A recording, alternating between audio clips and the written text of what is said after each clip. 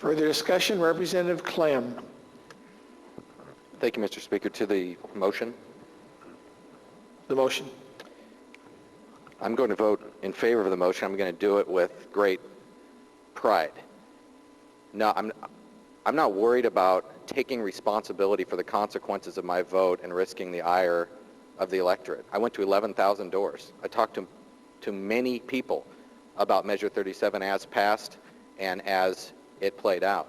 I'm completely comfortable talking to them about preserving the farmland in Marion County, the groundwater limited areas in Marion County, the district that I represent. Other districts may differ, that's fine. That's what we're here for. We're here to take responsibility and stand behind our actions and risk ire on all manners of issues. I'm completely comfortable with that. Now, what I would argue in terms of the public process and the public hearing, I don't know how much ire is going to be risked by a ballot measure. People can vote for themselves. They can decide for themselves.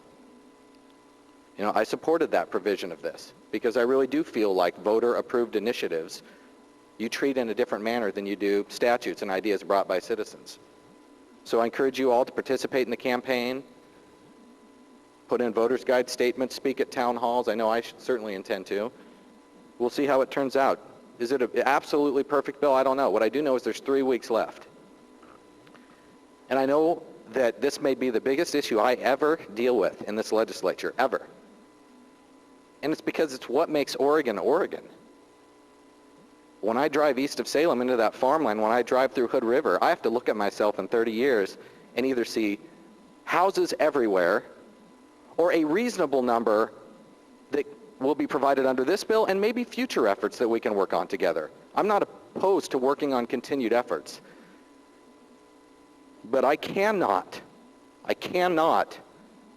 think about 30 or 40 years from now telling my children I did nothing to try and stop that valley that I can show you now in a picture, and only a picture, from looking like Southern California.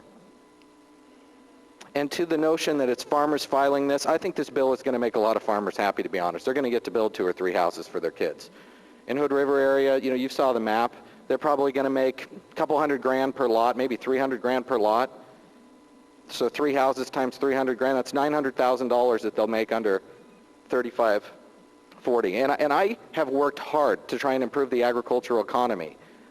You know I side more with the Republican mindset on a lot of those issues than the Democratic mindset. Inheritance tax reform, you know, restrictions, pesticide, things that are not reasonable that have been introduced in this body. So I will take no backseat to anyone on trying to improve the health of agriculture. But you don't improve it by paving over it. That will not solve our global trade imbalances that hurt agriculture. It will not absolve our minimum wage issues in agriculture. Paving over it kills it. Please vote for this resolution. Please at least consider voting for the ballot measure after hearing all of the arguments. Thank you, colleagues. Seeing no further discussion, Representative